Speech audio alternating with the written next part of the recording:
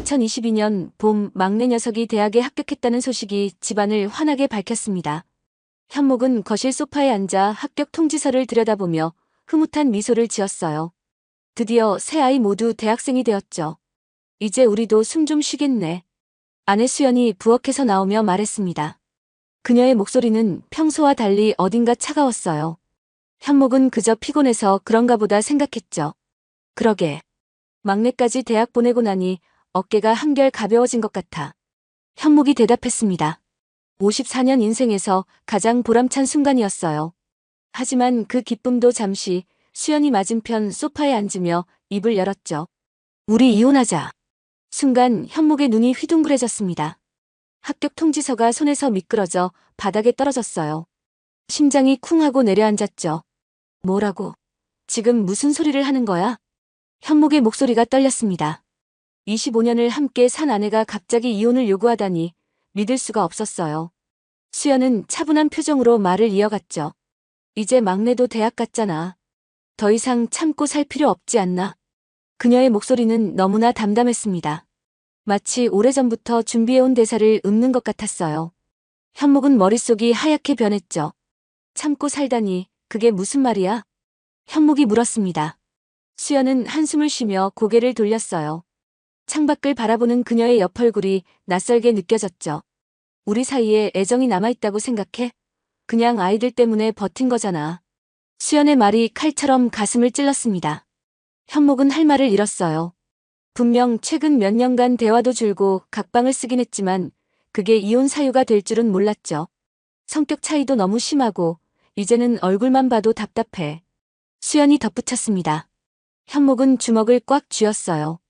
분노와 배신감이 밀려왔죠.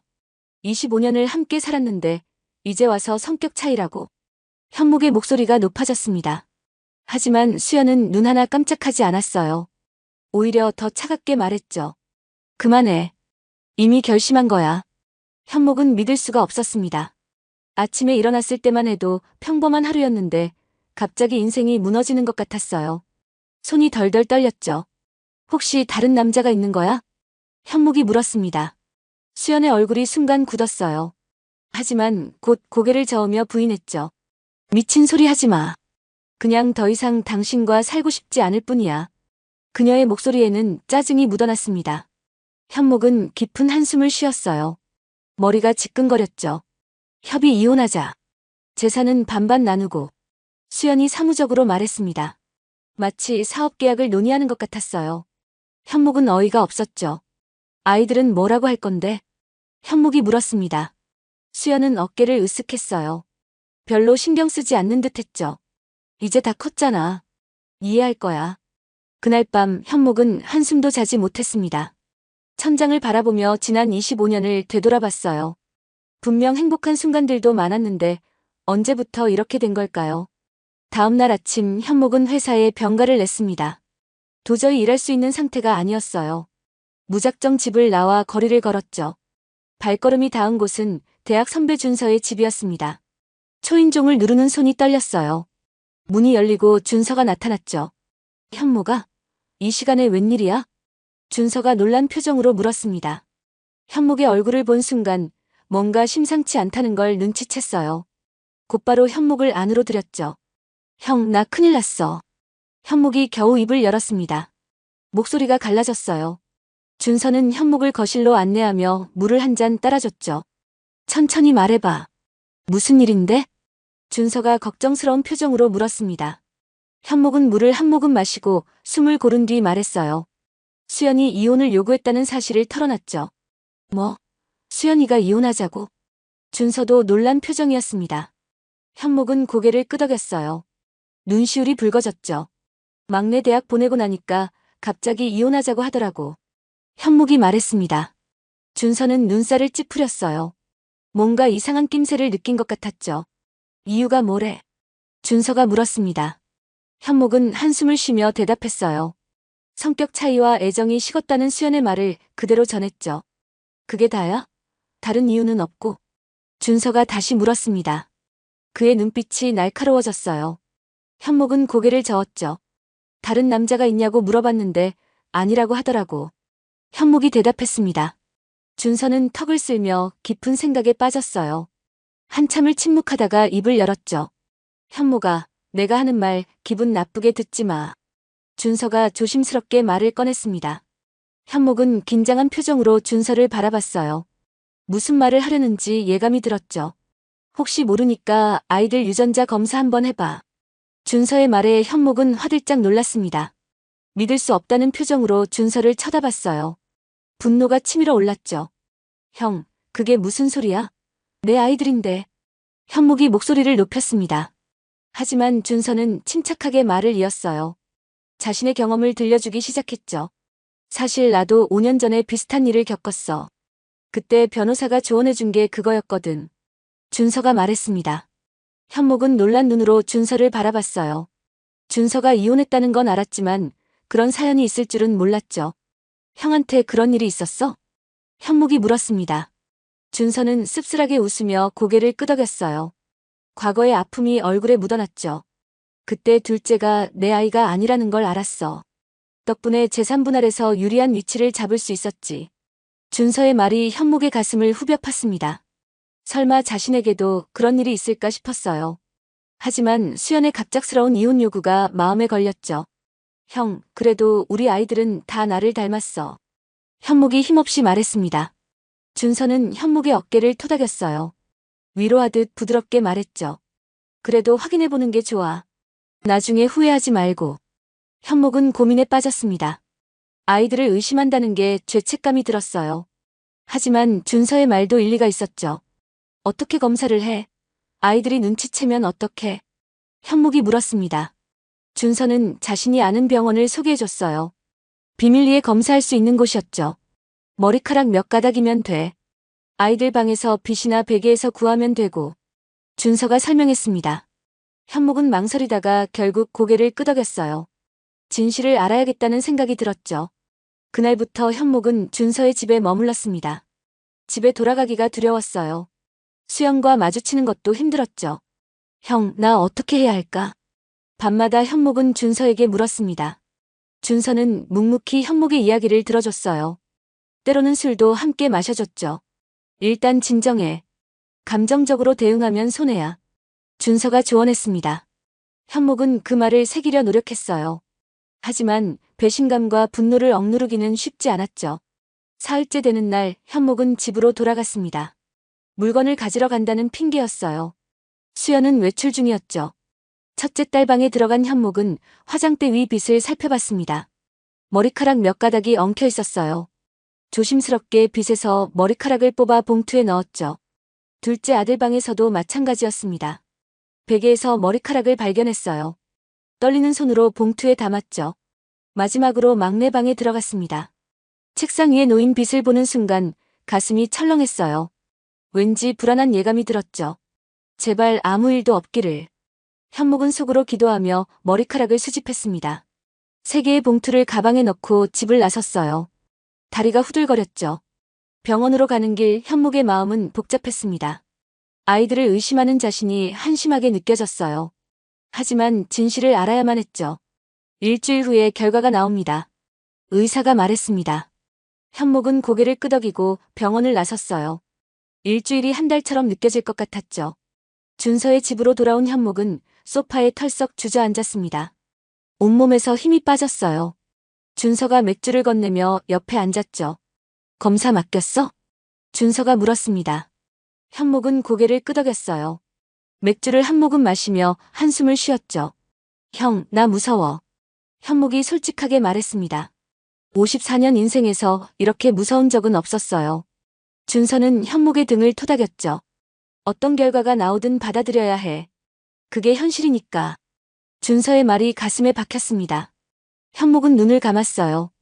앞으로 일주일을 어떻게 버텨야 할지 막막했죠. 회사에는 개인 사정으로 일주일 휴가를 냈습니다. 상사는 현목의 얼굴을 보고 묻지 않고 허락해줬어요. 평소 성실했던 현목이었기에 가능했죠. 수연한테서 연락 왔어?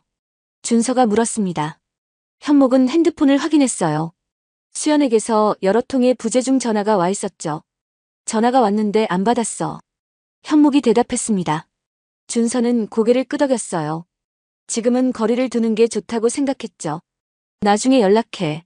지금은 내 마음을 추스르는 게 먼저야. 준서가 말했습니다. 현목은 고마운 마음에 눈시울이 뜨거워졌어요. 이런 친구가 있다는 게 다행이었죠. 낮에는 준서와 함께 등산을 갔습니다. 산 정상에서 소리라도 질러보라는 준서의 권유였어요. 현목은 있는 힘껏 고함을 질렀죠. 아, 메아리가 산을 울렸습니다. 가슴속 응어리가 조금은 풀리는 것 같았어요. 준서도 옆에서 함께 소리를 질러줬죠. 저녁에는 소주를 마셨습니다. 취하면 잠시라도 현실을 잊을 수 있을 것 같았어요. 하지만 아무리 마셔도 정신이 또렷했죠. 현목아, 넌 잘못한 게 없어. 준서가 말했습니다. 현목은 쓴웃음을 지었어요. 정말 자신이 잘못한 게 없는지 확신이 서지 않았죠. 내가 더 잘했어야 했나? 현목이 중얼거렸습니다. 준서는 고개를 저었어요. 단호한 표정으로 말했죠. 자책하지 마. 이혼은 혼자 하는 게 아니야. 그 말이 조금은 위로가 되었습니다. 현목은 소주잔을 비웠어요. 쓴술이 목을 타고 내려갔죠.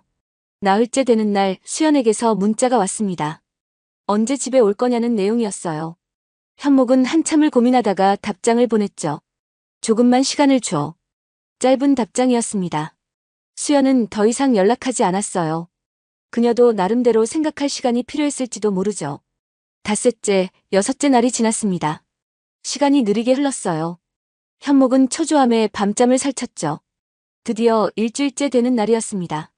병원에서 전화가 왔어요. 결과가 나왔다는 연락이었죠. 지금 바로 가자. 준서가 말했습니다. 현목은 떨리는 다리를 억지로 움직였어요. 병원으로 가는 차 안에서 손에 땀이 났죠. 최현목 씨, 결과를 말씀드리겠습니다. 의사가 서류를 펼쳤습니다. 현목은 숨을 멈춘 채 의사를 바라봤어요. 심장이 미친 듯이 뛰었죠. 첫째와 둘째는 친자가 맞습니다. 의사의 말에 현목은 안도의 한숨을 쉬었습니다. 하지만 의사의 표정이 심상치 않았어요. 불안감이 엄습했죠. 그런데 막내는 의사가 말을 멈췄습니다. 현목은 마른 침을 삼켰어요. 제발 아니기를 바라는 마음뿐이었죠. 유전자가 일치하지 않습니다. 친자가 아닙니다. 순간 현목의 눈앞이 캄캄해졌습니다. 의사의 말이 귓가에 맴돌았습니다. 친자가 아니라는 그 한마디가 현목의 18년 세월을 부정하는 것 같았어요. 준서가 현목의 어깨를 꽉 잡았죠. 현목아, 정신 차려. 준서의 목소리가 멀게 들렸습니다. 현목은 고개를 들어 의사를 바라봤어요. 믿을 수 없다는 표정으로 다시 물었죠. 정말 확실한가요? 실수는 없고요? 의사는 고개를 끄덕였습니다. 검사 결과지를 보여주며 설명했어요. 99.9% 확실하다는 수치가 종이 위에 선명하게 찍혀 있었죠. 재검사를 원하시면 다시 해드릴 수 있습니다만. 의사가 조심스럽게 말했습니다. 현목은 멍한 표정으로 고개를 저었어요. 더 이상 부정할 수 없는 현실이었죠. 병원을 나온 현목은 주차장에서 무릎을 꿇었습니다. 억눌렀던 감정이 폭발했어요. 준서가 황급히 현목을 일으켜 세웠죠. 여기서 이러면 안 돼. 일단 차에 타. 준서가 현목을 부축해 차에 태웠습니다. 현목은 창밖을 멍하니 바라봤어요. 20년간 아들이라 믿었던 막내가 남의 자식이었다니 도저히 받아들일 수가 없었죠. 2003년이면 그때 수연이가. 현목이 중얼거렸습니다. 기억을 더듬어 봤어요. 그 무렵 수연이 친정에 자주 갔던 게 떠올랐죠. 어머니가 편찮으시다고 했었어. 현목이 혼잣말처럼 말했습니다. 준서는 운전하며 현목의 말을 들었어요. 퍼즐 조각을 맞추듯 과거를 되짚어봤죠. 그때 내가 너무 바빴어.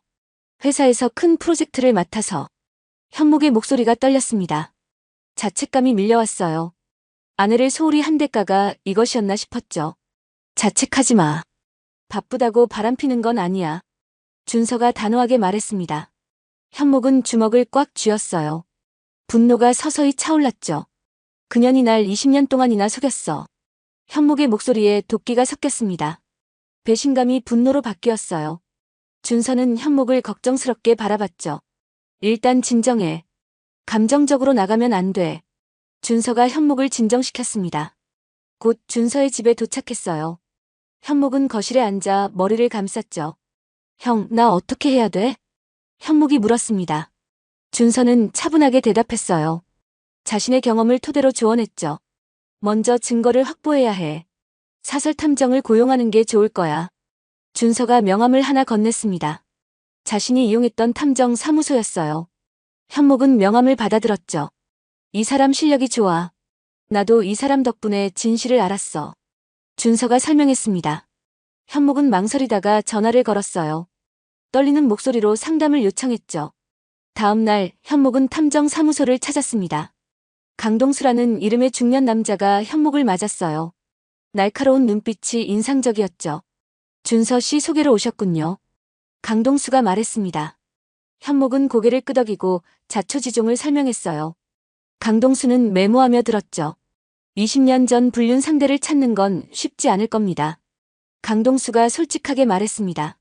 하지만 불가능한 것은 아니라고 덧붙였어요. 현목은 간절한 눈빛으로 부탁했죠. 제발 찾아주세요. 돈은 얼마든지 드릴게요. 현목이 말했습니다.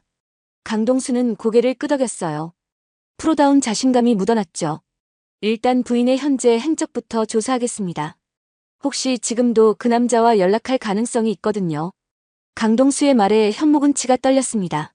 지금도 연락한다니 상상만 해도 구역질이 났어요. 하지만 침착함을 유지하려 노력했죠. 그리고 2003년 당시 부인의 행적도 조사해보겠습니다. 강동수가 덧붙였습니다. 현목은 알겠다며 계약서에 서명했어요. 성금을 지불하고 사무소를 나섰죠. 집으로 돌아가는 길 현목은 복잡한 심경이었습니다. 이제 수연을 어떻게 대해야 할지 막막했어요. 아무것도 모르는 척 연기해야 했죠. 당신 어디 있었어? 집에 들어서자 수연이 따져 물었습니다. 현목은 애써 평정심을 유지했어요. 눈을 마주치지 않으려 노력했죠. 좀 생각할 시간이 필요했어. 현목이 대답했습니다. 수연은 짜증 섞인 한숨을 쉬었어요. 팔짱을 끼고 현목을 노려봤죠. 이혼 서류 준비했어. 서명만 하면 돼. 수연이 서류를 내밀었습니다. 현목은 서류를 받아들었어요. 손이 떨리지 않으려 애썼죠. 좀 더 생각해 볼게. 현목이 말했습니다. 수연의 얼굴이 붉어졌어요. 분노가 치밀어 오르는 게 보였죠. 뭘 더 생각해? 끝난 사이잖아. 수연이 소리쳤습니다. 현목은 침착하게 대응했어요. 지금 감정적으로 나가면 안 된다는 준서의 조언을 떠올렸죠. 25년을 함께 산 사이야. 며칠 더 생각할 시간은 줘야지. 현목이 차분하게 말했습니다. 수연은 이를 악물었어요. 하지만 더 이상 따지지는 않았죠. 그날 밤 현목은 각방에서 잠을 청했습니다. 하지만 도저히 잠이 오지 않았어요. 막내를 떠올리니 가슴이 미어졌죠. 그래도 20년을 아빠라고 불렀는데. 현목이 혼잣말을 했습니다. 눈물이 볼을 타고 흘렀어요. 배신감과 함께 상실감이 밀려왔죠. 며칠 뒤 강동수에게서 연락이 왔습니다. 수연의 행적을 일부 파악했다는 보고였어요. 현목은 카페에서 강동수를 만났죠. 부인이 매주 목요일 오후에 특정 장소를 방문합니다. 강동수가 사진을 보여줬습니다. 수연이 한 카페에 들어가는 모습이었어요. 현목의 눈빛이 날카로워졌죠. 혼자인가요? 현목이 물었습니다. 강동수는 고개를 저었어요. 의미심장한 표정을 지었죠. 한 남자와 만납니다. 50대 중반으로 보이는데 꽤 친밀해 보였어요. 강동수가 또 다른 사진을 꺼냈습니다. 수연이 낯선 남자와 마주 앉아 있었어요. 현목의 손이 떨렸죠. 이 남자가 누군지 조사 중입니다. 강동수가 말했습니다. 현목은 사진을 뚫어지게 바라봤어요. 낯이 익은 것 같기도 하고 아닌 것 같기도 했죠. 계속 조사해주세요. 현목이 말했습니다. 강동수는 알겠다며 자리에서 일어났어요. 현목은 한동안 그 자리에 앉아 있었죠. 집으로 돌아온 현목은 수연을 관찰했습니다. 평소와 다를 게 없어 보였어요. 하지만 이제는 모든 게 거짓으로 보였죠. 오늘 어디 갔다 왔어? 현목이 물었습니다. 수연은 대수롭지 않게 대답했어요. 친구 만나고 왔다는 거짓말을 했죠. 무슨 친구? 현목이 다시 물었습니다. 수연은 짜증스러운 표정을 지었어요. 캐묻는 현목이 귀찮았죠. 고등학교 친구. 왜 갑자기 관심이야? 수연이 쏘아붙였습니다. 현목은 어깨를 으쓱했어요. 아무렇지 않은 척 연기했죠. 며칠 후 강동수가 다시 연락했습니다. 중요한 단서를 발견했다는 것이었어요. 현목은 서둘러 약속 장소로 갔죠. 그 남자 신원을 파악했습니다. 강동수가 서류를 펼쳤습니다. 박성준이라는 이름이 적혀 있었어요. 현목은 그 이름을 보는 순간 깜짝 놀랐죠. 박성준? 설마 그 박성준? 현목이 물었습니다. 수연의 대학 동창이었어요. 결혼식에도 왔었던 사람이었죠. 맞습니다. 부인의 대학 동창이더군요. 강동수가 확인해줬습니다. 현목은 주먹을 꽉 쥐었어요.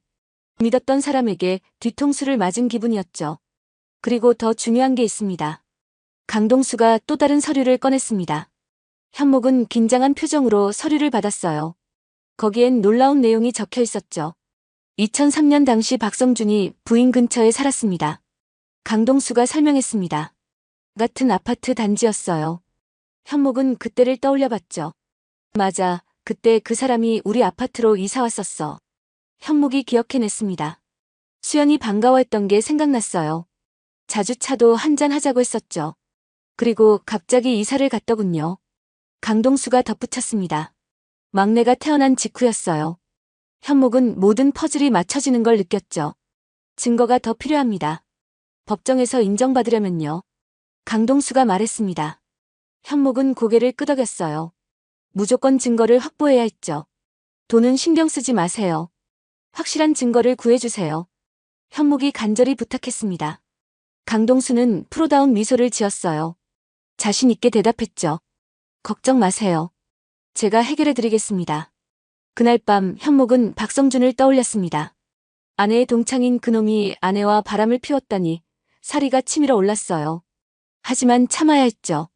복수는 차가운 요리야. 현목이 혼잣말을 했습니다. 준서가 해준 말이었어요. 감정적으로 나서면 오히려 손해라고 했죠. 다음 날 아침 수연이 또 이혼 서류를 들고 왔습니다. 빨리 서명하라고 재촉했어요. 현목은 서류를 받아 읽는 척했죠. 재산분할 이거 말이 안 돼. 현목이 말했습니다. 수연은 당황한 표정을 지었어요. 반반이면 공평한 거 아니냐고 따졌죠. 내가 번 돈이 대부분인데 왜 반반이야? 현목이 물었습니다. 수연은 발끈했어요. 자신도 살림하느라 고생했다고 주장했죠. 살림? 파출부 쓰면서. 현목이 비웃었습니다. 수연의 얼굴이 새빨갛게 변했어요. 모욕감을 느낀 것 같았죠. 당신 지금 나 무시하는 거야? 수연이 소리쳤습니다. 현목은 차가운 눈빛으로 수연을 바라봤어요. 20년간의 거짓말을 생각하니 구역질이 났죠. 아무튼 이 조건으로는 서명 못해. 현목이 단호하게 말했습니다. 수연은 이를 악물었어요. 뭔가 다른 수를 생각하는 것 같았죠. 그럼 법원에서 보자고. 수연이 위협했습니다. 현목은 속으로 비웃었어요. 법원에 가면 오히려 자신에게 유리할 텐데 말이죠. 그래, 법원에서 보자. 현목이 담담하게 대답했습니다. 수연은 당황한 표정을 지었어요. 현목이 이렇게 나올 줄 몰랐던 것 같았죠. 그때 현목의 핸드폰이 울렸습니다. 강동수였어요. 중요한 증거를 확보했다는 연락이었죠. 지금 나가봐야 해. 현목이 수연에게 말했습니다. 수연은 의심스러운 눈빛으로 현목을 바라봤어요. 하지만 묻지는 않았죠. 현목은 서둘러 강동수를 만났습니다. 강동수가 봉투를 건넸어요. 안에는 충격적인 자료들이 들어있었죠. 이건 중요한 증거입니다. 강동수가 사진 한 장을 꺼냈습니다. 오래된 사진이었어요. 수연과 박성준이 함께 찍은 사진이었죠. 어디서 구했어요? 현목이 물었습니다. 강동수는 영업비밀이라며 웃었어요. 하지만 확실한 증거라고 보장했죠. 사진 뒤를 보세요. 강동수가 말했습니다. 현목이 사진을 뒤집자 글씨가 적혀 있었어요. 2003년 5월 사랑하는 성준과라는 수연의 필체였죠. 현목은 분노로 온몸이 떨렸습니다. 막내가 태어나기 몇 달 전이었어요. 그때 이미 불륜 관계였다는 증거였죠. 이것만으로도 법정에서 유리할 겁니다. 강동수가 말했습니다. 하지만 더 확실한 증거가 필요하다고 덧붙였어요. 현목은 고개를 끄덕였죠. 박성준을 직접 만나볼 생각입니다. 강동수가 제안했습니다. 현목은 놀란 표정을 지었어요. 위험하지 않냐고 물었죠. 제가 알아서 하겠습니다. 녹음기를 숨기고 만날 거예요. 강동수가 자신 있게 말했습니다. 현목은 믿고 맡기기로 했어요. 전문가의 판단을 신뢰했죠. 집으로 돌아온 현목은 증거들을 금고에 숨겼습니다. 수연이 절대 찾을 수 없는 곳이었어요. 이제 때를 기다리기만 하면 되었죠. 당신 요즘 이상해. 수연이 의심스럽게 말했습니다. 현목은 태연하게 행동했어요. 아무것도 모른다는 표정을 지었죠. 이혼하자고 한 건 당신이잖아. 현목이 대답했습니다. 수연은 뭔가 수상하다는 눈빛이었어요. 하지만 증거는 없었죠. 그날 밤 현목은 준서에게 전화했습니다. 지금까지의 상황을 보고했어요. 준서는 잘하고 있다고 격려했죠. 끝까지 침착해야 해. 거의 다 왔어. 준서가 조언했습니다. 현목은 고개를 끄덕이며 전화를 끊었습니다. 이제 정말 마지막 단계만 남았어요. 박성준과의 대면이 성공하면 모든 게 끝날 것 같았죠. 다음 날 아침 강동수가 연락했습니다. 박성준과 만날 준비가 됐다는 것이었어요. 현목은 긴장한 마음으로 결과를 기다렸죠. 저를 보험 설계사로 소개할 겁니다. 강동수가 계획을 설명했습니다. 자연스럽게 접근해서 대화를 이끌어낼 거라고 했어요. 현목은 믿고 맡기기로 했죠. 그 시각 수연은 또 박성준을 만나러 갔습니다. 목요일 오후였어요. 현목은 이미 알고 있었지만 모른 척했죠. 나 친구 만나고 올게. 수연이 거짓말을 했습니다. 현목은 대수롭지 않게 고개를 끄덕였어요. 마음속으로는 비웃고 있었죠. 수연이 나간 후 현목은 강동수에게서 온 문자를 확인했습니다. 박성준과의 만남이 성사됐다는 내용이었어요. 이제 기다리는 일만 남았죠. 2시간 후 강동수가 전화했습니다. 흥분한 목소리였어요. 중요한 녹음을 확보했다는 것이었죠. 지금 바로 들려드리고 싶은데 직접 만나서 들으시는 게 좋겠어요. 강동수가 말했습니다. 현목은 서둘러 약속 장소로 갔어요. 가슴이 두근거렸죠. 카페에서 만난 강동수는 녹음기를 꺼냈습니다. 이어폰을 건네며 들어보라고 했어요. 현목은 떨리는 손으로 이어폰을 꽂았죠. 수연이요? 아, 그 여자 말이군요. 박성준의 목소리가 들렸습니다. 현목은 숨을 죽이고 들었어요. 핏줄이 튀어나올 정도로 주먹을 쥐었죠. 2003년에 좀 가까이 지냈죠. 외로워하길래. 박성준의 뻔뻔한 목소리에 현목은 치가 떨렸습니다. 강동수가 교묘하게 질문을 이어갔어요. 점점 핵심에 다가갔죠. 혹시 그때 특별한 관계였나요? 강동수의 질문에 박성준이 웃었습니다. 그 웃음소리가 현목의 귓가에 모처럼 박혔어요. 사리가 치밀어 올랐죠. 서로 외로웠으니까요. 남편이란 사람이 일만 하고.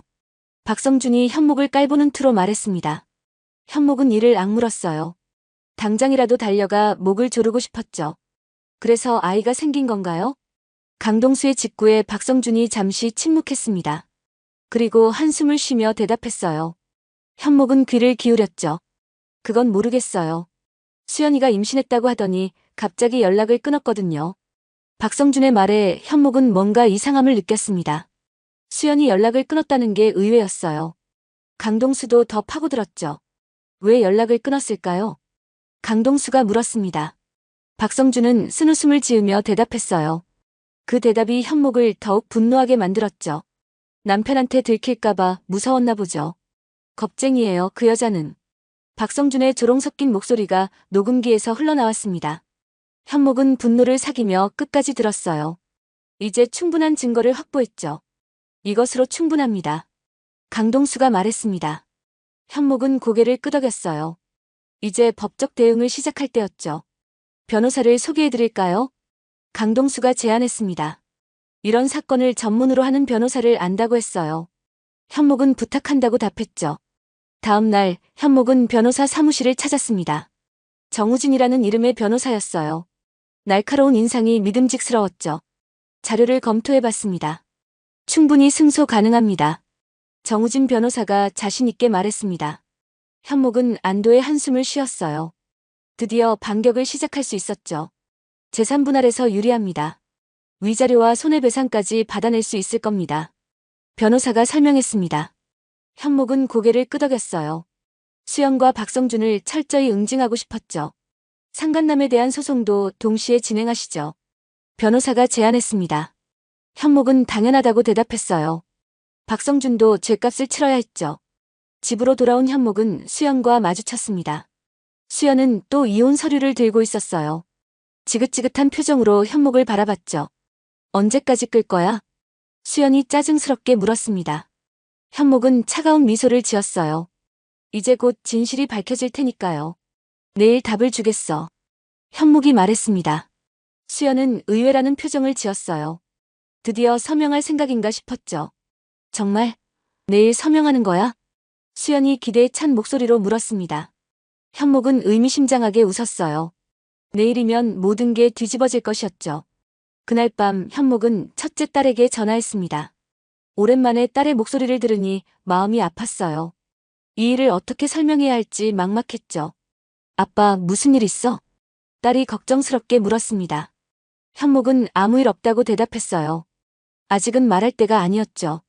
둘째 아들과도 통화했습니다. 군대에서 잘 지내고 있다고 했어요. 현목은 아들의 목소리를 들으며 눈물을 삼켰죠. 아들 건강해야 해. 현목이 말했습니다. 아들은 아빠도 건강하라고 대답했어요. 그 말이 가슴을 찔렀죠. 막내는 떠올리기만 해도 복잡했습니다. 20년을 아들이라 믿었는데 남의 자식이었다니. 하지만 막내의 잘못은 아니었어요. 죄는 수연과 박성준에게 있었죠. 다음 날 아침이 밝았습니다. 현목은 일찍 일어나 정장을 차려입었어요. 오늘은 중요한 날이었죠. 왜 이렇게 차려입었어? 수연이 의아한 표정으로 물었습니다. 현목은 대수롭지 않게 대답했어요. 중요한 약속이 있다고 했죠. 이혼 서류는? 수연이 재촉했습니다. 현목은 서류를 집어들었어요. 그리고 수연의 눈을 똑바로 바라봤죠. 이거 말이야, 내가 서명할 수 없어. 현목이 말했습니다. 수연의 표정이 굳었어요. 또 미루는 거냐고 따지려 했죠. 왜? 어제는 답을 준다고 했잖아.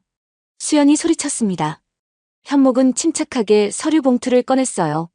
변호사가 준비한 소장이었죠. 대신 이걸 받아. 현목이 봉투를 내밀었습니다. 수연은 의심스러운 표정으로 봉투를 받았어요.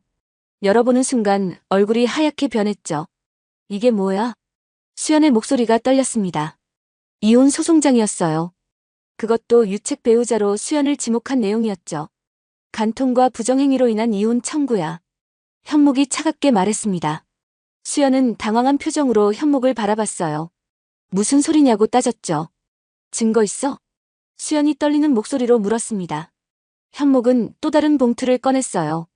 사진과 녹음 파일을 복사한 자료였죠. 박성준과의 불륜 다 알고 있어. 현목이 말하자 수연의 다리가 휘청거렸습니다. 의자를 붙잡고 겨우 서 있었어요. 입술이 파랗게 변했죠. 그리고 막내. 현목이 말을 이었습니다. 수연의 눈이 공포로 가득 찼어요. 제발 그것만은 모르기를 바랐는데 들켜버렸죠. 유전자 검사했어. 내 아들이 아니더라. 현목의 목소리는 얼음처럼 차가웠습니다. 수연은 무릎을 꿇었어요. 눈물을 흘리며 용서를 빌었죠. 미안해, 정말 미안해. 한 번만 용서해줘. 수연이 울부짖었습니다. 하지만 현목의 마음은 이미 돌처럼 굳어 있었어요. 20년의 배신을 용서할 수는 없었죠. 용서. 20년을 속였는데? 현목이 비웃었습니다. 수연은 바닥에 엎드려 통곡했어요. 하지만 현목은 눈 하나 깜짝하지 않았죠. 변호사와 연락해. 법정에서 보자. 현목이 말하고 집을 나섰습니다. 수연의 울부짖음이 등 뒤에서 들렸어요. 하지만 돌아보지 않았죠. 현목은 곧장 변호사 사무실로 갔습니다. 정우진 변호사가 반갑게 맞았어요. 소장이 잘 전달됐냐고 물었죠. 네, 완전히 무너졌어요. 현목이 대답했습니다. 변호사는 고개를 끄덕였어요. 이제 본격적인 법적 공방이 시작될 거라고 했죠. 상간남에 대한 소송도 준비됐습니다. 변호사가 서류를 보여줬습니다. 박성준을 상대로 한 손해배상 청구였어요. 현목은 만족스럽게 고개를 끄덕였죠. 그날 오후 박성준에게도 소장이 전달됐습니다. 강동수가 확인해준 소식이었어요. 박성준도 당황했을 거라고 했죠. 박성준이 변호사를 선임했다고 하더군요. 강동수가 전화로 보고했습니다. 현목은 예상했다는 듯 웃었어요. 이제 정면 승부를 할 차례였죠. 수연은 어떻게 하고 있어요? 현목이 물었습니다. 강동수는 계속 감시 중이라고 답했어요. 수연이 박성준과 만나려 한다는 것이었죠. 둘이 입을 맞추려는 것 같습니다. 강동수가 우려를 표했습니다. 현목은 상관없다고 대답했어요. 이미 충분한 증거를 확보했으니까요. 그날 저녁 첫째 딸이 전화를 걸어왔습니다. 울먹이는 목소리였어요. 엄마에게 들었다는 것이었죠. 아빠, 정말 이혼하는 거야? 딸이 물었습니다. 현목은 한숨을 쉬었어요. 딸에게 어떻게 설명해야 할지 고민됐죠. 그래, 엄마와 헤어지기로 했어. 현묵이 조심스럽게 말했습니다. 딸은 흐느꼈어요. 왜 그렇게 됐냐고 물었죠. 어른들 사정이 있어. 나중에 차분히 설명해 줄게. 현묵이 달랬습니다. 딸은 엄마가 너무 불쌍하다고 말했어요. 현묵은 씁쓸하게 웃었죠. 내 엄마가 뭐라고 했어? 현묵이 물었습니다. 딸은 망설이다가 대답했어요. 엄마가 잘못했다고 용서해달라고 했다는 것이었죠. 아빠가 너무해. 엄마가 그렇게 빌었는데. 딸이 원망 섞인 목소리로 말했습니다. 현묵은 가슴이 아팠어요. 하지만 진실을 말할 수는 없었죠. 언젠가 이해하게 될 거야. 현묵이 말했습니다. 딸은 더 이상 말하지 않고 전화를 끊었어요. 현묵은 한동안 핸드폰을 바라봤죠. 며칠 후 첫 번째 조정 기일이 잡혔습니다. 법원에서 만나기로 한 날이었어요. 현묵은 정우진 변호사와 함께 법원으로 갔죠. 법원 복도에서 수연과 마주쳤습니다. 수연은 초췌한 모습이었어요. 며칠 사이에 많이 야위었죠. 제발 한 번만 용서해줘. 수연이 다가와 애원했습니다. 현묵은 차가운 눈빛으로 수연을 바라봤어요. 아무 말도 하지 않았죠. 20년이 다 거짓은 아니었어. 정말이야. 수연이 울먹였습니다. 현묵은 고개를 돌렸어요. 더 이상 듣고 싶지 않았죠. 조정실에 들어가자 조정위원이 양쪽의 입장을 들었습니다. 수연 측 변호사가 먼저 입을 열었어요. 화해를 원한다는 입장이었죠. 저희 의뢰인이 깊이 반성하고 있습니다. 수연의 변호사가 말했습니다. 하지만 정우진 변호사는 단호했어요. 증거를 제시하며 반박했죠. 20년간의 기망 행위는 용서받을 수 없습니다. 정우진 변호사가 유전자 검사 결과를 제출했습니다. 조정위원도 놀란 표정이었어요. 이런 사건은 흔치 않았죠. 재산 분할은 어떻게 하실 생각입니까? 조정위원이 물었습니다. 정우진 변호사가 대답했어요. 수연의 유책으로 최소한의 분할만 인정한다고 했죠. 터무니없습니다. 25년을 함께 살았는데. 수연의 변호사가 항의했습니다. 하지만 증거 앞에서는 할 말이 없었어요. 불륜의 증거가 너무 확실했죠. 조정은 결렬됐습니다. 양측의 입장 차이가 너무 컸어요. 이제 정식 재판으로 가게 됐죠. 법원을 나오며 수연이 현묵을 붙잡았습니다. 눈물로 얼룩진 얼굴이었어요. 현묵은 수연의 손을 뿌리쳤죠. 막내는 죄가 없잖아. 그의 생각은 안 해? 수연이 절규했습니다. 현묵은 멈춰 섰어요. 돌아보며 차갑게 말했죠. 내 아들이 아닌데 왜 내가 생각해? 현묵의 말에 수연은 무너졌습니다. 바닥에 주저앉아 통곡했어요. 하지만 현묵은 가던 길을 갔죠. 그날 밤 준서가 현묵을 위로했습니다. 막걸리를 마시며 이야기를 나눴어요. 준서도 비슷한 경험이 있었기에 현묵의 마음을 이해했죠. 잘하고 있어. 끝까지 밀고 나가. 준서가 격려했습니다. 현묵은 고개를 끄덕였어요. 이제 물러설 수 없었죠. 다음 날 박성준으로부터 연락이 왔습니다. 만나서 이야기하자는 것이었어요. 현묵은 변호사와 상의했죠. 녹음기를 가지고 가세요. 혹시 모르니까. 정우진 변호사가 조언했습니다. 현묵은 알겠다고 답했어요. 박성준이 무슨 말을 할지 궁금했죠. 약속 장소는 한적한 카페였습니다. 박성준이 구석자리에 앉아 있었어요. 현묵을 보자 어색하게 일어섰죠. 오랜만입니다. 박성준이 인사했습니다. 현묵은 차갑게 앉았어요. 인사도 받지 않았죠. 할 말이 뭐죠? 현묵이 단도직입적으로 물었습니다. 박성준은 머뭇거리다가 입을 열었어요. 사과하고 싶다는 것이었죠. 미안합니다. 정말 미안합니다. 박성준이 고개를 숙였습니다. 현묵은 비웃었어요. 이제 와서 사과한다고 용서될 일이 아니었죠. 미안하면 단가요? 내 20년은 어쩌고요? 현묵이 목소리를 높였습니다. 박성준은 고개를 들지 못했어요. 할 말이 없었죠. 소송을 취하해 줄 수 없을까요? 박성준이 조심스럽게 물었습니다. 현묵은 어이없다는 표정을 지었어요. 뻔뻔함에도 정도가 있었죠. 취하? 농담하는 거죠? 현묵이 물었습니다. 박성준은 주머니에서 봉투를 꺼냈어요. 두툼한 현금 봉투였죠. 이걸로 합의하죠. 더 줄 수도 있어요. 박성준이 제안했습니다. 현묵은 봉투를 집어 박성준 얼굴에 던졌어요. 돈이 흩어졌죠. 돈으로 해결하려고? 내가 그렇게 만만해 보여? 현묵이 분노했습니다. 박성준은 당황했어요. 흩어진 돈을 주우려 했죠. 법정에서 끝까지 가자. 내가 한 짓 다 밝혀주겠어. 현목이 자리에서 일어났습니다. 박성준이 급히 현목을 붙잡았어요. 애원하는 표정이었죠. 제발 한 번만 용서해주세요. 박성준이 말했습니다. 현목은 손을 뿌리쳤어요. 차가운 눈빛으로 박성준을 내려다봤죠. 내 입장 한번 되어봐. 용서가 되나.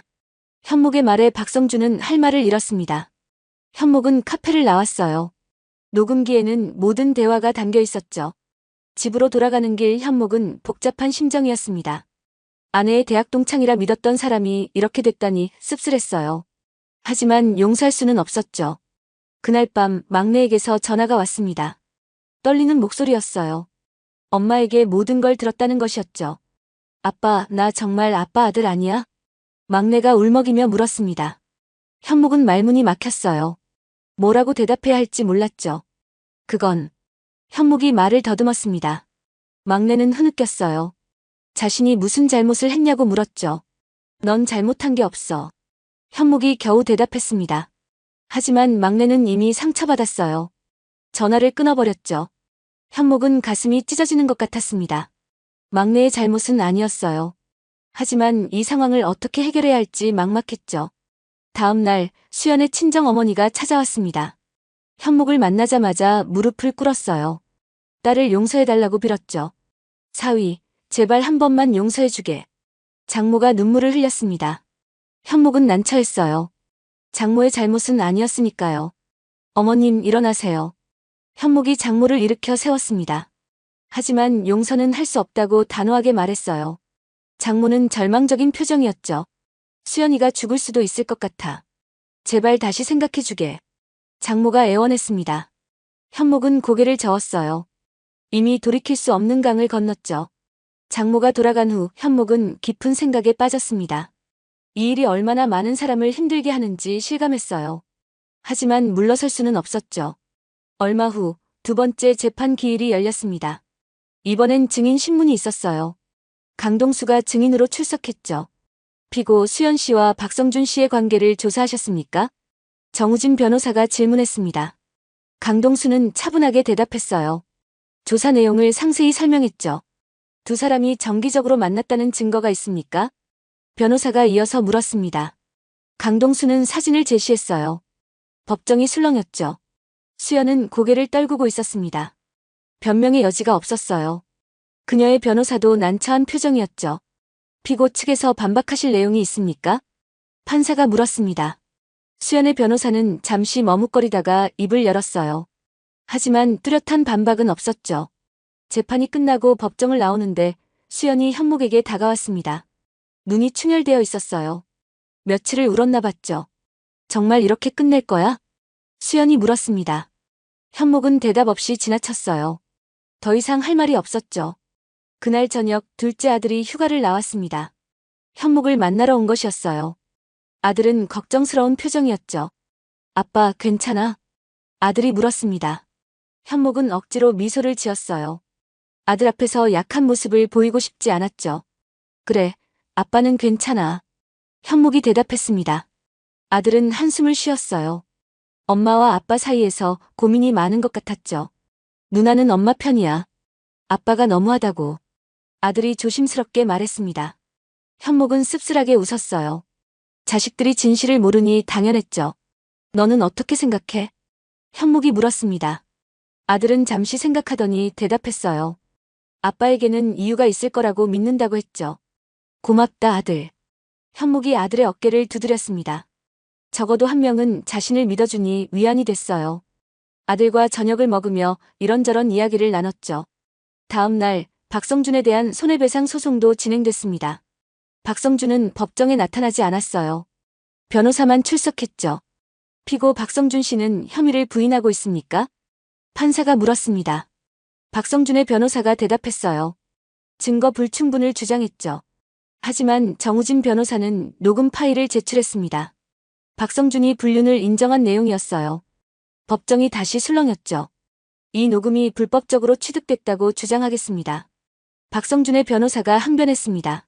하지만 판사는 증거로 채택했어요. 대화 당사자가 녹음한 것이니 문제 없다고 했죠.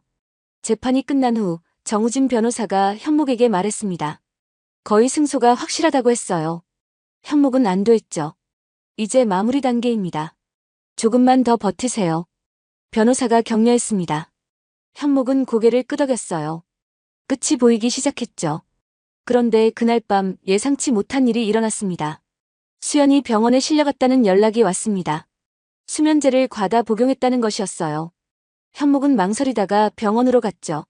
병실에는 수연의 친정 식구들이 모여 있었습니다. 현목은 아무 말도 하지 않았어요. 첫째 딸은 현목을 원망스러운 눈으로 바라봤어요. 엄마가 이렇게 된 게 다 아빠 때문이라고 생각했죠. 수연은 다행히 목숨은 건졌습니다. 하지만 정신적으로 많이 약해진 상태였어요. 의사는 안정이 필요하다고 했죠. 자네가 한 번만 만나봐주게. 수연의 어머니가 현목에게 부탁했습니다. 현목은 망설이다가 병실로 들어갔어요. 수연이 창백한 얼굴로 누워 있었죠. 왜 이런 짓을 했어? 현목이 물었습니다.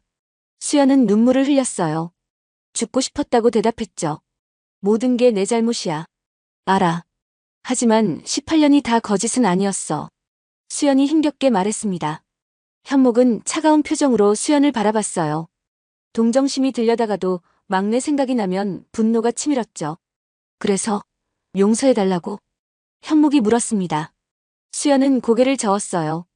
용서받을 자격이 없다는 걸 안다고 했죠. 그냥 막내만은 버리지 말아줘. 수연이 애원했습니다. 현목은 한숨을 쉬었어요. 막내는 정말 딜레마였죠. 그 애는 내 아들이 아니야. 현목이 단호하게 말했습니다. 수연은 흐느꼈어요. 하지만 더 이상 할 말이 없었죠. 병실을 나온 현목은 복잡한 심경이었습니다. 수연이 불쌍하기도 했어요. 하지만 자업자득이라는 생각이 더 컸죠. 다음 날 정우진 변호사가 연락했습니다. 수연 측에서 합의를 제안했다는 것이었어요. 현목은 변호사 사무실로 갔죠. 수연 씨가 모든 걸 인정하고 최소한의 재산 분할만 요구한답니다. 변호사가 설명했습니다. 거의 항복 선언이었어요. 현목은 고개를 끄덕였어요. 수연이 완전히 무너진 것 같았죠. 박성준은요? 현목이 물었습니다. 변호사는 웃으며 대답했어요. 박성준도 합의를 원한다고 했죠. 5천만 원을 제시했습니다. 너무 적지 않습니까? 변호사가 물었습니다. 현목은 잠시 생각했어요. 돈이 중요한 게 아니었죠. 1억을 받아내세요. 그리고 공개 사과문도. 현목이 말했습니다. 변호사는 알겠다고 대답했어요. 협상을 진행하겠다고 했죠. 며칠 후 모든 합의가 이루어졌습니다. 수연은 집을 포기하고 전세금 정도만 받기로 했어요. 박성준은 1억 원과 사과문을 보냈죠. 최종 이혼 판결이 나는 날이었습니다. 법정에는 양측 변호사만 참석했어요. 판사가 판결문을 읽었죠. 원고 최현목과 피고 김수연의 혼인관계를 해소한다. 판사의 선언에 현목은 깊은 한숨을 내쉬었습니다. 25년의 결혼 생활이 끝났어요. 허무하면서도 시원했죠. 법원을 나오니 수연이 기다리고 있었습니다. 초췌한 모습이었어요. 정말 미안했어. 수연이 마지막 인사를 했습니다. 현목은 고개를 끄덕였어요.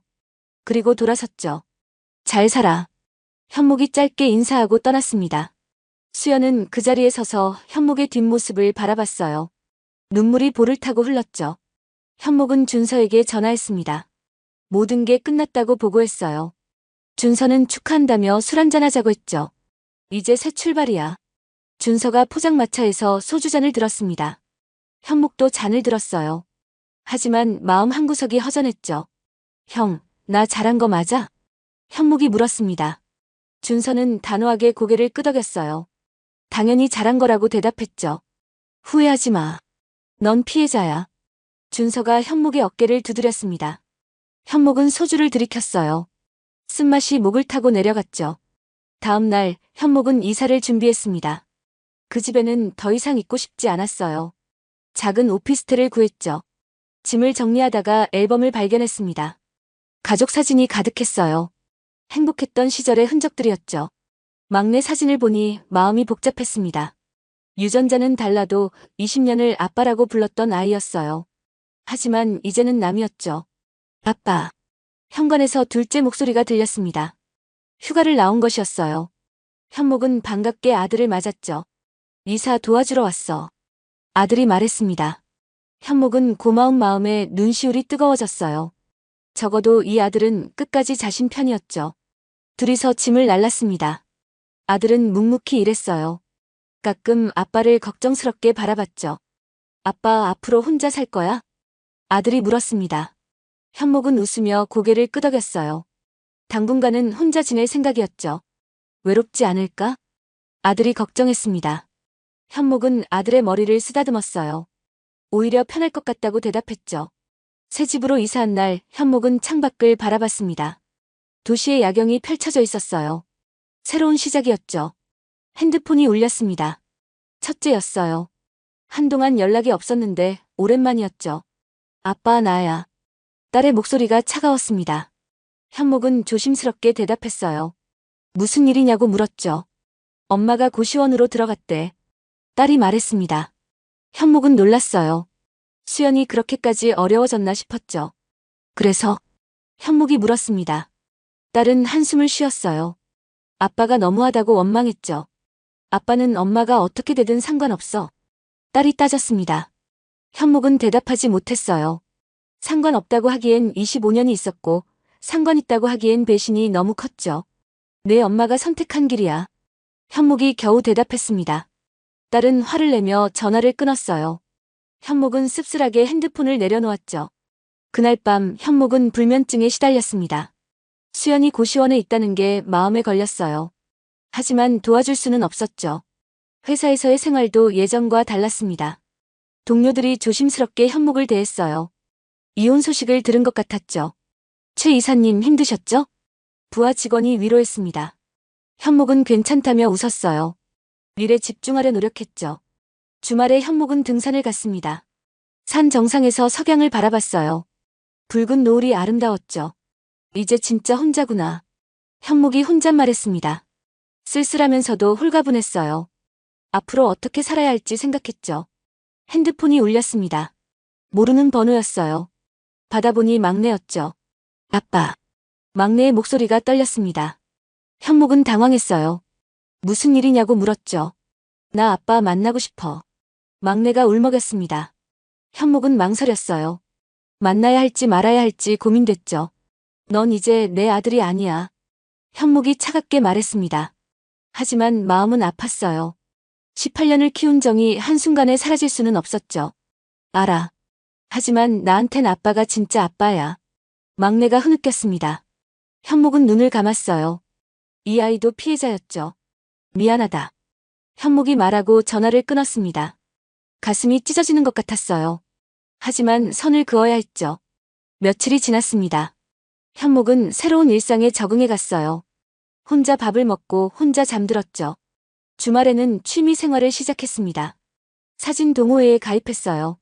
카메라를 들고 이곳저곳을 다녔죠. 좋은 사진이네요. 동호회 회원이 칭찬했습니다. 현목은 쑥스럽게 웃었어요. 오랜만에 듣는 칭찬이었죠. 그렇게 한 달이 지났습니다. 현목은 점점 혼자 사는 것에 익숙해졌어요.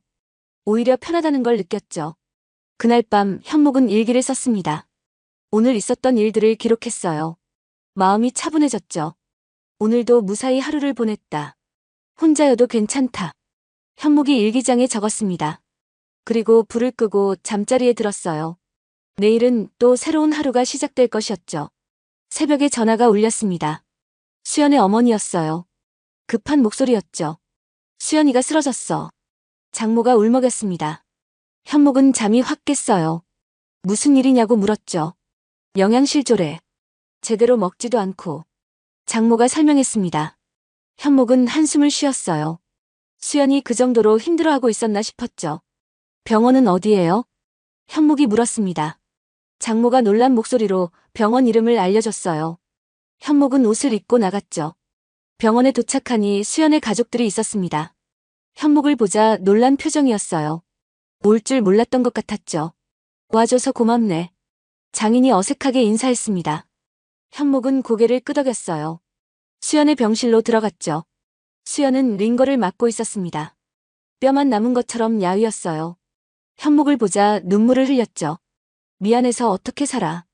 수연이 힘겹게 말했습니다. 현목은 아무 말도 하지 않았어요. 그저 바라보기만 했죠. 이렇게 살 거면 뭐하러 이혼했어? 현묵이 물었습니다. 수연은 대답하지 못했어요. 후회해도 이미 늦었죠. 현묵은 지갑에서 돈을 꺼냈습니다. 병원비와 생활비였어요. 장모에게 건넸죠. 이걸로 일단 병원비 내세요. 현묵이 말했습니다. 장모는 놀란 표정으로 돈을 받았어요. 고맙다고 연신 인사했죠. 수연이는 어머니가 돌봐주세요. 현묵이 부탁했습니다. 장모는 눈물을 흘리며 고개를 끄덕였습니다. 현묵은 병실을 나왔어요. 더 이상 수연과 엮이고 싶지 않았죠. 병원을 나오는 현묵의 발걸음은 가벼웠습니다. 마지막 미련도 정리한 것 같았어요. 이제 정말 새 출발을 할 수 있을 것 같았죠. 집으로 돌아온 현묵은 거울을 봤습니다. 피곤해 보이긴 했지만 표정은 편안했어요. 오랜만에 푹 잤죠. 다음 날 아침 현묵은 조깅을 나갔습니다. 상쾌한 공기가 폐 깊숙이 들어왔어요. 살아있다는 게 실감났죠. 아, 시원하다. 현묵이 기지개를 켰습니다. 한강 둔치를 달리며 땀을 흘렸어요. 몸이 가벼워지는 걸 느꼈죠. 조깅을 마치고 카페에 들렀습니다. 아메리카노를 주문하고 창가에 앉았어요. 사람들이 지나가는 걸 구경했죠. 혼자여도 좋네. 현묵이 미소를 지었습니다. 예전엔 상상도 못했던 여유였어요. 커피 한 잔의 행복을 느꼈죠. 회사에서도 현묵의 변화를 느꼈습니다. 더 밝아진 것 같다고 했어요. 일의 능률도 올랐죠. 이사님, 요즘 젊어지신 것 같아요. 비서가 말했습니다. 현묵은 웃었어요. 스트레스가 사라지니 정말 젊어진 기분이었죠. 주말이 되자 현묵은 등산을 갔습니다. 사진 동호회 정기 모임이었어요. 회원들과 함께 산을 올랐죠. 현묵 씨는 사진에 재능이 있어요. 회장이 칭찬했습니다. 현묵은 쑥스럽게 웃었어요. 새로운 취미가 즐거웠죠. 정상에서 점심을 먹었습니다. 김밥과 막걸리였어요. 소박하지만 맛있었죠. 인생이 다 이런 거지 뭐. 옆자리 회원이 말했습니다. 현묵은 고개를 끄덕였어요. 정말 인생이 단순해진 것 같았죠. 하산하며 현묵은 풍경 사진을 찍었습니다. 단풍이 아름다웠어요. 카메라에 담긴 가을이 눈부셨죠. 이 사진 정말 좋네요. 젊은 여성 회원이 감탄했습니다. 현묵은 고맙다고 인사했어요. 칭찬이 기분 좋았죠. 집에 돌아온 현묵은 사진을 정리했습니다. 컴퓨터에 옮기고 편집했어요. 시간 가는 줄 몰랐죠. 저녁은 간단히 라면을 끓였습니다. 김치와 계란을 넣었어요. 혼자 먹는 라면도 꽤 맛있었죠. 이게 행복이구나. 현묵이 혼잣말했습니다.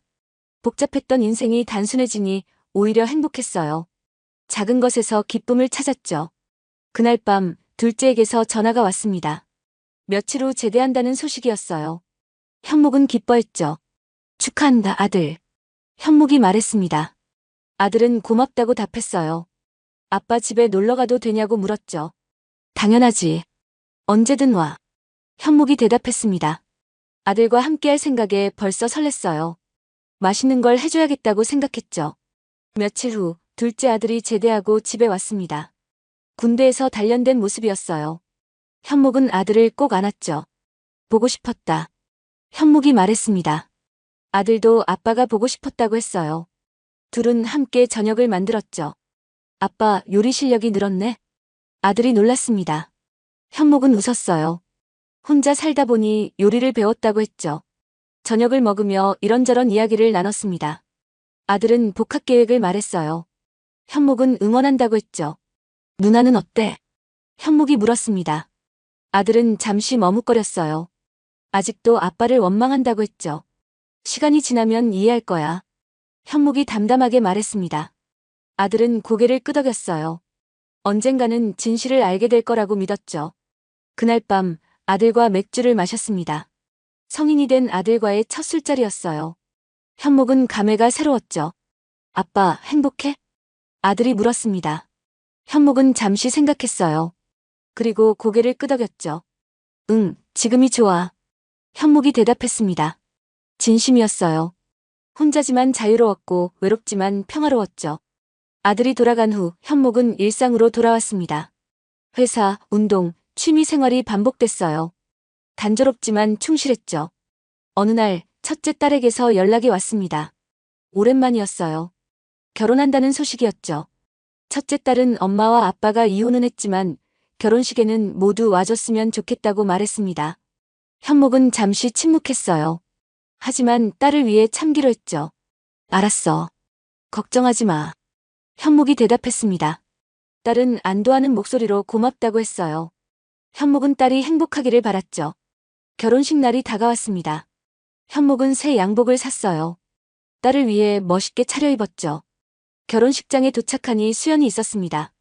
많이 야윈 모습이었어요. 서로 어색하게 인사했죠. 잘 지내? 수연이 물었습니다. 현목은 고개를 끄덕였어요. 수연도 잘 지내냐고 형식적으로 물었죠. 그럭저럭. 수연이 힘없이 대답했습니다. 더 이상 할 말이 없었어요. 둘은 각자 자리로 갔죠. 딸이 웨딩드레스를 입고 나타났습니다. 너무나 아름다웠어요. 현목은 눈물이 날 것 같았죠. 아빠, 고마워. 딸이 현목을 안았습니다. 현목은 딸을 꼭 안았어요. 딸이 행복하기를 진심으로 바랐죠. 신부 입장길을 걸으며 현목은 딸의 손을 꼭 잡았습니다. 신랑에게 딸을 인계하며 부탁했어요. 잘 살라고 당부했죠. 피로연에서 현목은 조용히 앉아 있었습니다. 하객들과 간단히 인사만 나눴어요. 수연과는 거리를 뒀죠. 결혼식이 끝나고 현목은 집으로 돌아왔습니다. 피곤했지만 기분은 좋았어요. 딸이 행복해 보여서 다행이었죠. 그날 밤 현목은 와인을 한잔 했습니다. 딸의 결혼을 자축했어요. 혼자였지만 쓸쓸하지 않았죠. 다음 날 회사에서 조기 퇴직 제안이 왔습니다. 좋은 조건이었어요. 현목은 진지하게 고민했죠. 이제 쉴 때도 됐지. 현목이 혼잣말했습니다. 57세, 충분히 일했다는 생각이 들었어요. 이제 자신을 위해 살고 싶었죠. 일주일 후 현목은 퇴직 서류에 서명했습니다. 동료들이 아쉬워했어요. 하지만 현목은 홀가분했죠. 퇴직금과 연금으로 충분히 생활할 수 있었습니다. 투자 수익도 꽤 있었어요. 경제적 걱정은 없었죠. 이제 뭘 하며 살까? 현목이 생각했습니다.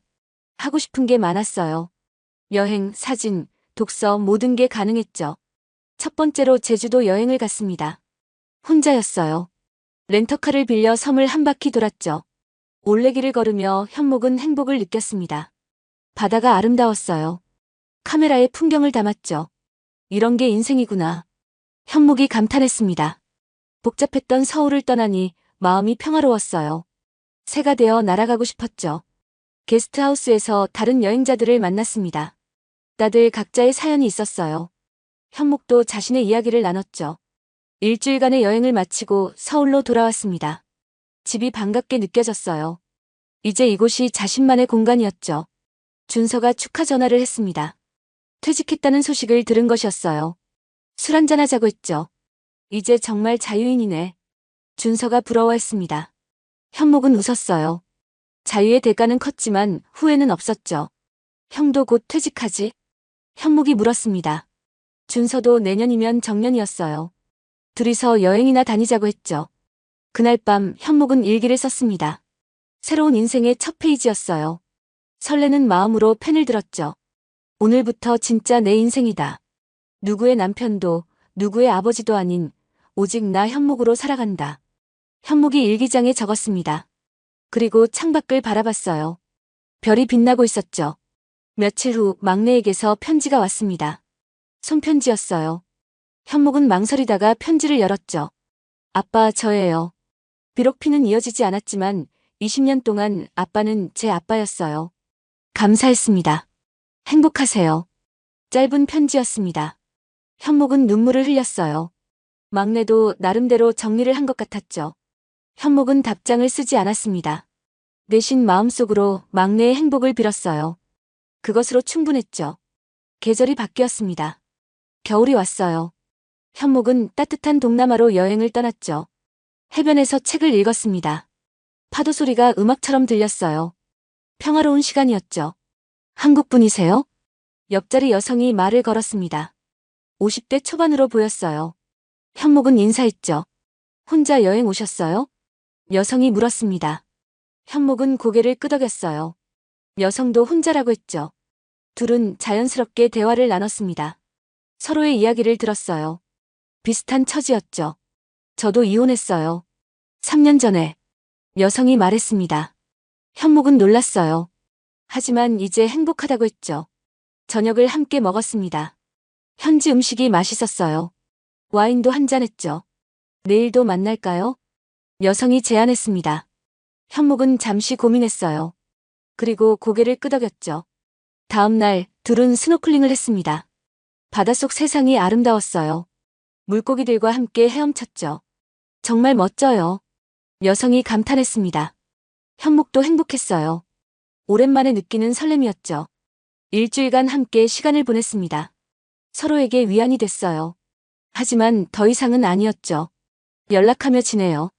여성이 작별 인사를 했습니다. 현목은 고개를 끄덕였어요. 좋은 친구가 된 것 같았죠.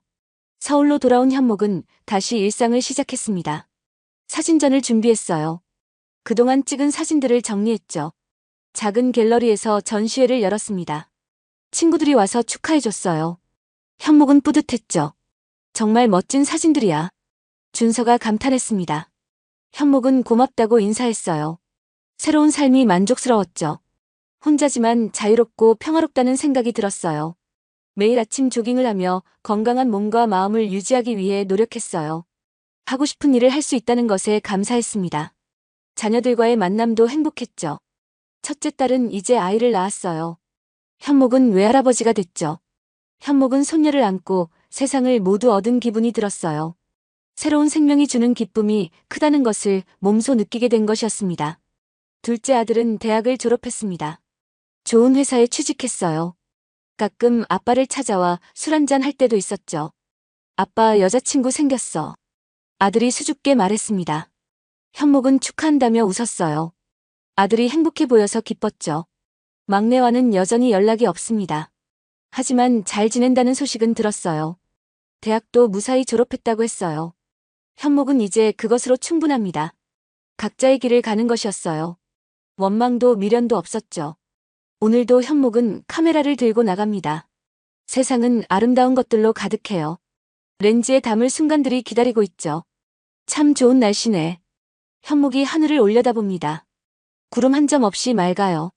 마음도 그렇게 맑았죠. 공원 벤치에 앉아 사람들을 구경합니다.